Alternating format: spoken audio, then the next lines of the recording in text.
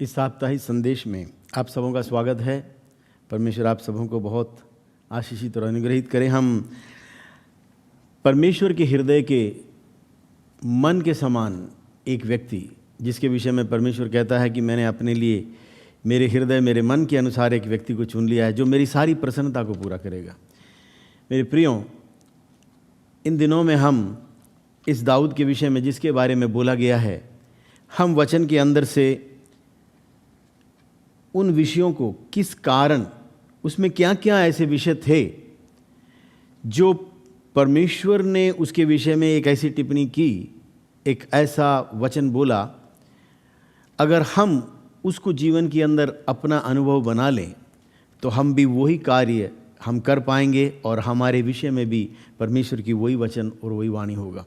मेरे प्रियों, सबसे पहला विषय जो हम पहले शमूएल उसके 16वें अध्याय के अंदर भी देखा और अब उसके 17वें अध्याय के अंदर भी जब हम जाते हैं, हम ये देखते हैं कि सबसे एक प्रमुख और ऊपर दिखने वाला विषय, हम पूरे इस शिक्षा के अंदर जो हम चलेंगे उसमें एक विषय जो हाईलाइट होता है वो ये है कि किसी भी कीमत पर दाऊद ने अपने हृदय में जख्म, जो दूसरों के तिरस्कार, उसको सम्मान न देने के कारण या उसकी पहचान में गड़बड़ी करने में या उसके मूल्य को ना समझते हुए उसको नज़रअंदाज करना, तिरस्कार करना या और बुरा व्यवहार जो भी था, उसने उन विषयों को अपने मन को, अपने प्राण में उस जख्म बनने नहीं दिया।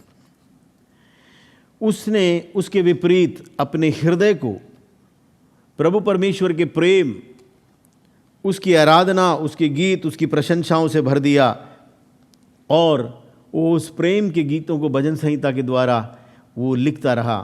मेरे प्रियों, पौलुस कहता है फिलिपियों 4:4 के अंदर, मैं तुमसे कहता हूँ आनंदित रहो, सदा आनंदित रहो। मैं फिर से कहता हूँ आनंदित रहो, सदा आनंदित रहो। मेरे प्रियों, वो एक कारागृह से, एक बहुत सुविधाजनक अवस्था से नहीं, उसकी कोई गलती नहीं थी, परमेश्वर के सुसमाचार के कारण सताव में था, वहाँ से वो लिखता है।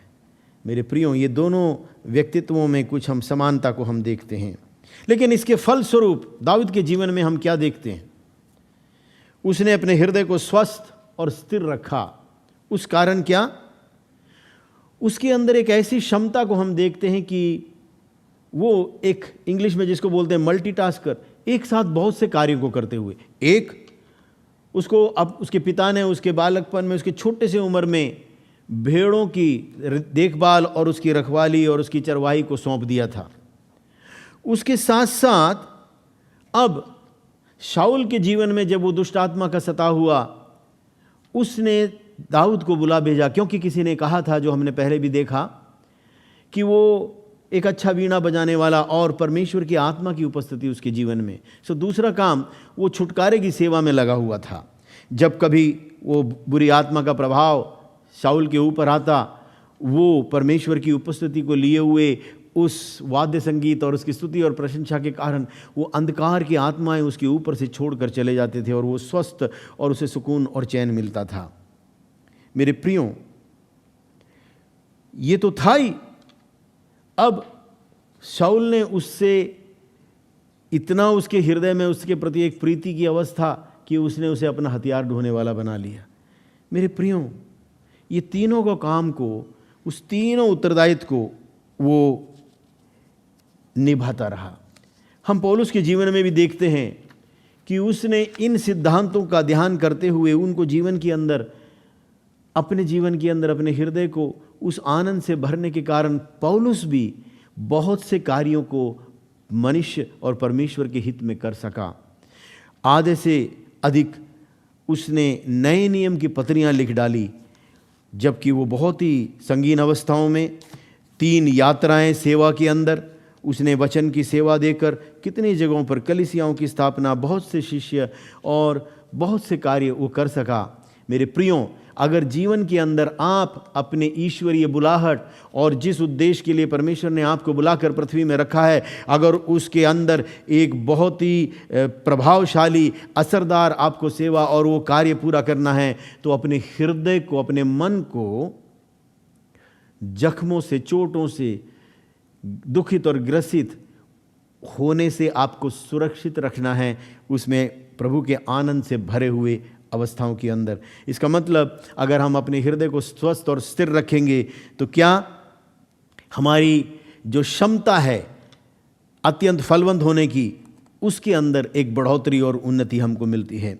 मेरे प्रियों, ये तो एक बैकग्राउंड था, एक इतिहास की अवस्था दाऊद के जीवन के अंदर, लेकिन वो अपने जीवन के सबसे बड़े उपलब्धि, सबसे बड़े विजय, सबसे बड़े फतेह के सामने जब वो जाकर खड़ा हुआ, जब वो पहुंचा सही समय पर, सही स्थान पर, उस युद्ध भूमि में जहां पर वो बड़ा राक्षस, वो दानव जिसका नाम गोलियात, 9.5 फुट ऊंचा, जिसके आगे से 40 सुबह 40 शाम 40 दिन तक वो परमेश्वर के लोगों को, उस इज़राइल की उस सेना जिसमें उसके 3 भाई लोग शाऊल राजा के साथ काम करते थे, उसकी सेना में थे, उनके सामने जाने की किसी को हिम्मत नहीं पड़ी। वो सब डर कर भागे, मन कच्चा हो गया लिखा है, और कोई भी उसके इस चुनौती को स्वीकारने के लिए तैयार नहीं था। ये तो वहाँ पर दाऊद को पता भी नहीं था, वो तो उसके इन सब विषयों के बारे में, उसके पिता ने कहा था, बेटा सुन, ये 10 रोटियां ले जा और ये 1 एफा भरकर भुने हुए चने ले जा, ये तो भाइयों को देना, और वो जो है बाकी वो उनके सरदार को तू दे देना, और ऐसे बोलकर उनकी खैर खबर लेकर आ। लेकिन एक बात और वो पिता वहाँ कहता जाना, उनकी खुशहाली पूछना, लेकिन अपने भाइयों से एक निशानी ले आना। मेरे प्रियो, 3 भाई शाऊल के सेना में थे, 8 उसके पुत्र थे यशे के। उस परिवार के अंदर 8 भाई थे। चौथा सबसे छोटा जो 8वें नंबर पर था वो दाऊद था। बाकी 3 कहां? उनको उनके विषय में कोई विवरण नहीं है। उनको भी तो दाऊद के पिता यशे भेज सकते थे इनकी खबर लेने के लिए, लेकिन इस छोटे को बुलाया गया, इसको भेजा, और उसको ये कहा गया कि तू उनसे कोई निशानी वापस लेकर आना। मेरे प्रियो, अगर कोई कहता है आपसे भेजने वाले संदेशवाहक कि उसे निशानी ले आना, और खासकर आपके अगर उसके पिता बोल रहे हैं, तो उसके अंदर एक ऐसा हमको सूंघने को मिलता है, शायद इसको एक प्रमाण चाहिए कि वो गया भी और उसकी खुशहाली जो है उसने उस सामान को वहाँ दिया है। इस बात का एक प्रमाण मांगने की अवस्था। कितने लोग इस पृथ्वी पर होंगे जो ऐसे विषयों से बुरा मान जाते हैं, लेकिन नहीं, दाऊद के जीवन के ऊपर कोई फर्क नहीं पड़ा। मेरे प्रियो, मैं ये कहना चाहता हूँ, प्रभु यीशु ने कहा कि ठोकरों का आना अनिवार्य है। ये तो अब उस अपने जीवन के एक बहुत बड़े कार्य जिसके लिए परमेश्वर ने उसे चुना, जहाँ तक कि उस सेना के अंदर जो डरे हुए थे, जो परमेश्वर के विश्वास और भरोसे को खोए हुए थे, भयभीत हो गए थे, राजा समेत, उनके सामने इज़राइल का परमेश्वर जीवित परमेश्वर है, और उसको कोई बड़े आकार से या किसी हथियार के बहुतायत से उसको कार्य नहीं है। इस विषय को प्रमाणित करने के लिए कि यहाँ जीवित परमेश्वर है, उसको दाऊद को परमेश्वर ने इतने जंगल की अवस्था में तैयार किया था, उस समय से थोड़ा ही पहले पिता की ओर से।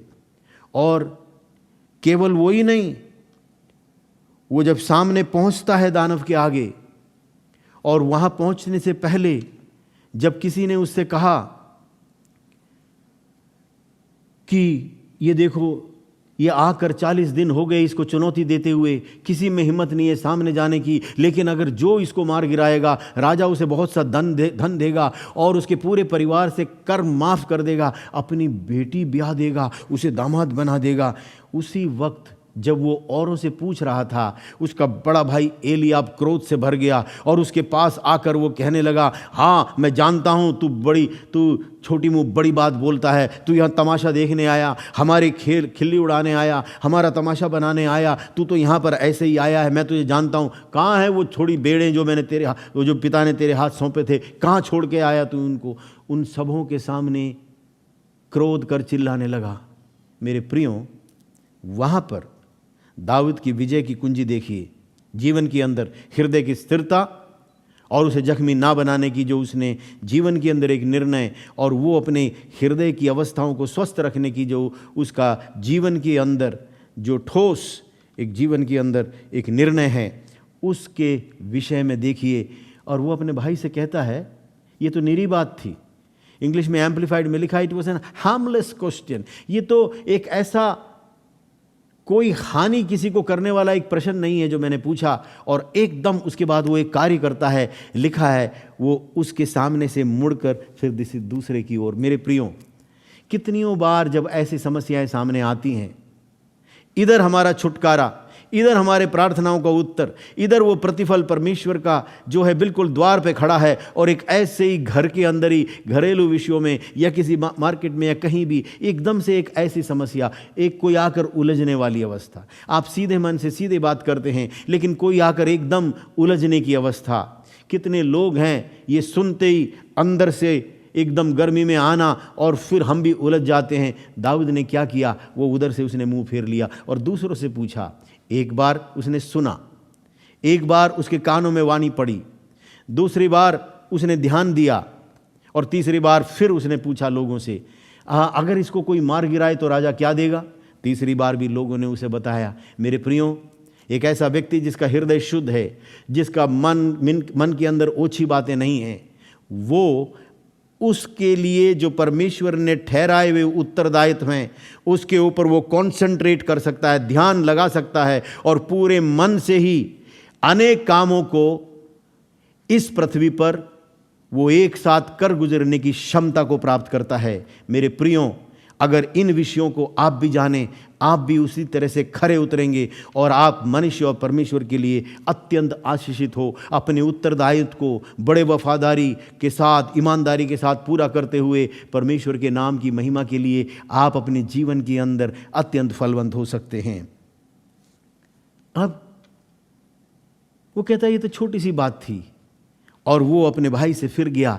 लेकिन हाँ, 3 बार मैंने कहा उसने पूछा, उसने पहले सुना, उसके कानों में एक विषय पड़ा, दूसरी बार उसने उसको ध्यान दिया और अपने अचेत मन की अवस्था तक उतार दिया। मैं इस बात को, मैं ऐसा इसको मैं ट्रांसलेट करता हूँ, समझता हूँ। और तीसरे विषय में जब तीसरी बार उसने और ध्यान से सुना और उसको अंदर उतारा, उसने उसको अपने आत्मा के सतह में उसको उतार लिया। मेरे प्रियो, अगर हमें जीवन में उस बल के साथ, सामर्थ्य के साथ, संपूर्ण रीति से स्वस्थ मन को लिए हुए, स्थिर मनसा की अवस्था को लिए हुए, अगर हमें आगे चल जीवन में सफलता को प्राप्त करना है, अत्यंत फलवंत होना है, तो हमें जो जो विषय हमारे लिए परमेश्वर की आत्मा की अगुवाई से हमारे परमेश्वर हमको अवसर देता है, हमें ध्यान देना है और ध्यान से उसको सुनना है एकाग्रता के साथ, और उसे अपने अचेत मन के गहराई तक उतारना है और उसे अपने आत्मा में बिठा देना है। और फिर उसके पश्चात एक दृढ़ निश्चय और निर्णय के साथ परमेश्वर पर संपूर्ण भरोसे के साथ उठ खड़े होकर उन कार्यों की करने की क्षमता परमेश्वर हमारे जीवन में देता है। लेकिन ये एक पीछे की तैयारी उसके मन और हृदय के विषय में, जिसके लिए परमेश्वर कहता है मेरे मन और मेरे मन के अनुसार, और वो ऐसा मनुष्य, और वो मेरी सारी प्रसन्नता को पूरा करेगा। मेरे प्रियो, अब बात पहुंचती है शाऊल के पास। शाऊल बुलवा भेजता है, अब सामने पहुंच गया है, अब बिल्कुल अपने एकदम उस जीवन के लक्ष्य को प्राप्त करने की बिल्कुल एक कदम पीछे, बस एक कदम रह गया है। शाऊल के सामने जाकर कहता है, हे मेरे मालिक, हे मेरे स्वामी, हे मेरे राजा, सुन, किसी का मन यहां कच्चा ना होने पाए, तेरा दास उससे जाकर लड़ेगा। अब शाऊल बाकी सबों से लंबा था, वो योद्धा था, उसका बेटा योनाथान भी वहाँ है, और परमेश्वर के लोगों की बड़ी भारी सेना वहाँ है। सब इसकी ओर देख रहे हैं, किसी को अपनी आंखों पर विश्वास नहीं हो रहा है। कहाँ तो वो 9.5 फुटा, और ये बालकपन की अवस्था, अभी तो मुंह पे लाली है, अभी तो मूछें दाढ़ी भी नहीं निकली, ये तो मैच्योर एक पौरुषता में भी नहीं आया है। तब जब देखा कि लोग समझ नहीं रहे हैं, तब वो कहता है कि मैं अपने पिता की भेड़ों को चराता था। जब कोई रीछ या भालू या शेर जंगल में से निकल कर आता और एक भेड़ के बच्चे को उठा ले जाने के लिए वो उसके ऊपर झपटता और उसको दबोचता, तो मैं उसके ऊपर चढ़ जाता और उसके मुंह से उसे छुड़ाता, और जब वो मेरे तरफ भागकर मेरे पे हमला करने आता तो मैं उसके उस बालों को पकड़कर उसे फाड़ डालता और मैं उसे मार देता था। कहता है, हे राजा सुन, जैसे परमेश्वर ने मेरे हाथों में उस शेर और भालू उस रीछ को कर दिया, उसी रीति से इस खतना रहित फिलिस्ती जो परमेश्वर के लोगों को ललकार रहा है और परमेश्वर की निंदा कर रहा है, उसे भी परमेश्वर मेरे हाथों में कर देगा और उसके पंजे से बचाएगा। मेरे प्रिय, थोड़ा ध्यान देने वाली बात है। हम इस व्यक्तित्व को देख रहे हैं, इसके हृदय और मन को समझने की कोशिश कर रहे हैं, उनके वचनों से देख रहे हैं। ये कहता है, मैं अपने पिता के भेड़ों को। मेरे प्रियो, हम कितने किस्से सुनते हैं कि जो लोग कहीं एक कंपनी में बहुत से जो काम करते हैं, उसमें से कई ऐसे मैंने भी सुना है, हम लोगों से सुनते हैं कि अपने प्रभाव दिखाने के लिए, इंप्रेशन जमाने के लिए या तो अपने को पार्टनर बताते हैं या कंपनी मेरी है बता देते हैं। विवाह के जब प्रपोजल्स आते हैं, जो वो हैं उससे थोड़ा बढ़ा चढ़ा कर बोलते हैं। लेकिन यहाँ पर जो पिता का है उसका अपना है, लेकिन वहाँ भी वो कहता है, ये मेरे पिता की भेड़। यानी उसने ऐसे समय से अपने पदवी का, अपने ऑफिस का, अपने जो जिम्मेदारी यानी जो उसका पावर था, सामर्थ्य का, उसका दुरुपयोग नहीं कर रहा है। और वो कहता पिता की भेड़ है, लेकिन हाँ पिता की भेड़ है बोलकर एक, हाँ ये किसी और का है, ये तो बाप का है बोलकर उसके अंदर वो एक अपनेपन की अवस्था की कमी नहीं है। वो अपने प्राण की भी परवाह ना कर उस एक भेड़ को जो उसके पिता का वो चराता है, उसके जो उत्तरदायित्व मिले हैं, अपने प्राण को हथेली पर रखकर, अपने जान को जोखिम में डालकर वो उस उत्तरदायित्व को निभाने की कोशिश कर रहा है। मेरे प्रियो, ये सब विषय उस व्यक्तित्व से हम सीख सकते हैं। अगर हमें ईश्वरीय उद्देश्यों में आगे बढ़ना है तो हमें समझना है उसके समान अगर ये क्वालिटीज़, ये योग्यता, ये गुण अगर हमारे जीवन में होंगे तो हम भी एक दिन उस परमेश्वर के हृदय को प्रसन्न करने वाले हो जाएंगे। मेरे प्रियो, उसके पश्चात वो कहता है कि मैं प्रभु परमेश्वर के नाम से आता हूं। दानव के सामने पहुंच गया, उस राक्षस के सामने जिसके आगे सब जो डर कर भाग रहे थे, अब ये उसका सामना करता है। कहता है कि सुनो, कहता तू तो भाला और सांग लिए आता है, लेकिन मैं अपने परमेश्वर यहोवा, सेनाओं के यहोवा परमेश्वर के नाम में मैं तेरे विरुद्ध में आता हूं।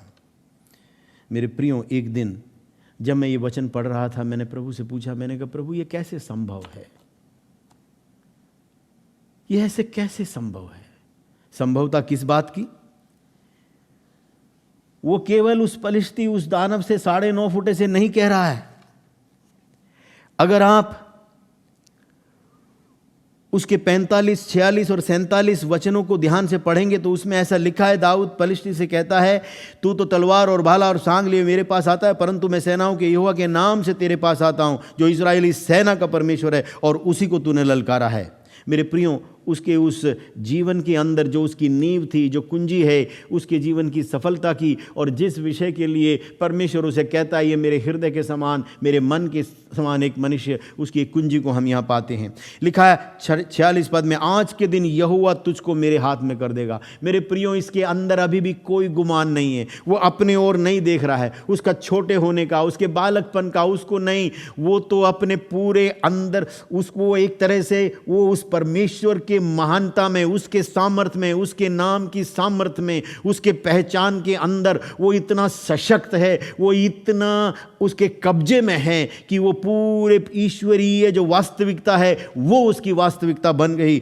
अब वो कहता है, आज के दिन यहोवा तुझको मेरे हाथ में कर देगा और मैं तुझको मारूंगा और मैं तेरे सिर को धड़ से अलग करूंगा। आज के दिन पलिसी, ये सब जो है ना, इन सब को मैं तुम्हारे हाथ में, ये और ये जो है ये आकाश के पंक्षियों को दे दूंगा। केवल इसके बारे में नहीं, वो सारी सेना के विषय में कहता है। मेरे प्रियो, इसका आत्मिक अर्थ को हमें समझना है।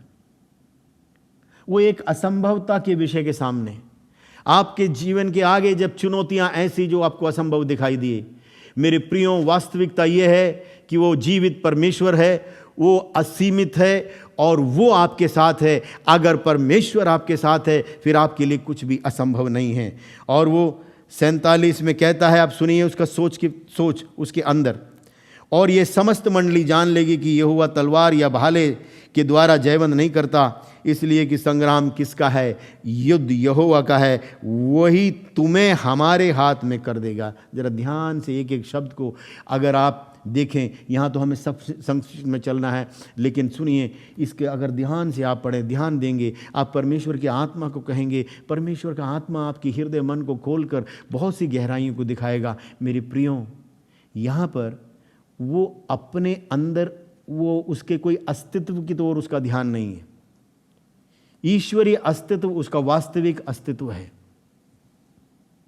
और छोटा सा पॉइंट है, क्या कहता है 47 पद में, और समस्त मंडली जान लेगी कि यहोवा तलवार या भाले या जयवंत उससे जयवंत नहीं करता, युद्ध तो परमेश्वर का है, वही तुम्हें हमारे हाथ में कर देगा। तुम्हें हमारे हाथ में, अब इधर देखिए, दोनों प्लूरल हैं, दोनों बहुवचन हैं। तुम्हें हमारे हाथ में। कितने लोग हैं जब जीवन के अंदर कुछ उपलब्धि या कुछ करते हैं परमेश्वर के नाम के लिए, या किसी कंपनी में या किसी परिवार के अंदर, मैंने किया है, मैं तुम्हें पाल रहा हूं, मैं तुम्हारे लिए इतना सब कुछ करता हूं। और ये दाऊद बालकपन की अवस्था में, मेरे प्रियो, क्या कहता है? तुम्हें हमारे हाथों में। एक व्यक्ति हो या इतनी बड़ी सेना का विषय हो, वो परमेश्वर के लिए कोई भी बड़ा विषय नहीं है। और दूसरा, वो ये नहीं कहता मेरे हाथ में, वो कहता है हमारे, यानी वो अपने को एक एकता के अंदर, वो अभी भी वो ये नहीं समझ रहा है कि मैं कुछ अकेला कर रहा हूँ, वो नहीं, वो अपने सबको अपने साथ गिन रहा है। मेरे प्रियो, एक दिन जैसे मैं बोल रहा था अभी, मैंने प्रभु से पूछा ये कैसे हो सकता है, हाउ इज इट पॉसिबल। एक ही विषय परमेश्वर की आत्मा ने मेरे से कहा, उसने कहा बेटा, ये जब 45 से 46 47 वचन में आया, वो मेरा मुंह बन गया और मैं उसका मुंह बन गया। और मेरे प्रियो, जिसने अपने मुंह से निकले हुए वचन से सब कुछ सृज दिया, अगर उसके मुंह में और आप बन गए तो वही सारे विषय उस जगह पर घटेंगी, कोई भी उसे रोक नहीं सकता। और एक आखिरी विषय, फाइनली, लेकिन वो सबसे छोटा विषय नहीं, जिसके मन स्थिर हैं और वो स्वस्थ है और उसका भरोसा परमेश्वर पर है, अपने अस्तित्व नहीं, उसके अस्तित्व पर उसका ध्यान और उसका विश्वास और भरोसा है, वो सिंह के समान निडर होंगे।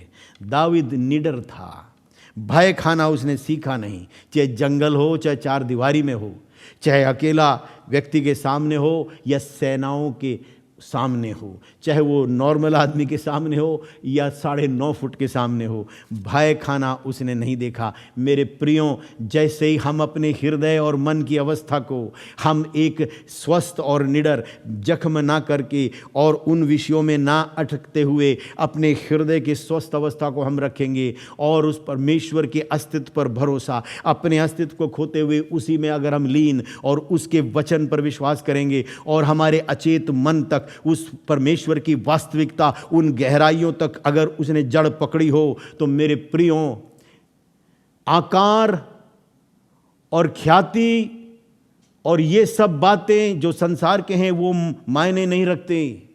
जहां भी आप जाएंगे, आप सिंह के समान निडर होकर हर एक चुनौती का सामना करते हुए आप कभी भी असफलता और पराजय को देखने नहीं पाएंगे। आप उभर कर आएंगे, केवल अपने लिए नहीं, बहुतों के आशीष का कारण आप बनेंगे और आपके हाथों से परमेश्वर आश्चर्यकर्म जो चौंका देने वाले हैं वो कार्य आपके हाथों के द्वारा इन अंतिम दिनों में परमेश्वर करने के लिए आपको चुनकर अलग किया है। मेरे प्रियो, आपकी बुलाहट को कम न जाने, आपके उस चुने जाने को हल्का न जाने। आप परमेश्वर के मुंह होकर उसके ज्योति और पृथ्वी के नमक बन इस पृथ्वी में कुछ नया करने और बहुतों के छुटकारे के लिए, परमेश्वर के नाम की महिमा के लिए चुनकर आप नियुक्त किए गए हैं। मेरे प्रियों, अगर इन विषयों को हम समझेंगे और ये हमारे जीवन का होगा, हम उसे भाते रहेंगे और उसकी प्रसन्नता को हम पूरे करते हुए उसकी समस्त हृदय की इच्छा को इस पृथ्वी पर अपने जीवन काल में पूरा कर एक अंतिम, एक बड़ी स्वीकृति जो स्वर्ग में है, हम उसके साथ अनंत काल तक हमेशा हमेशा तक होंगे। प्रभु आपको इन वचनों से आशीष दे।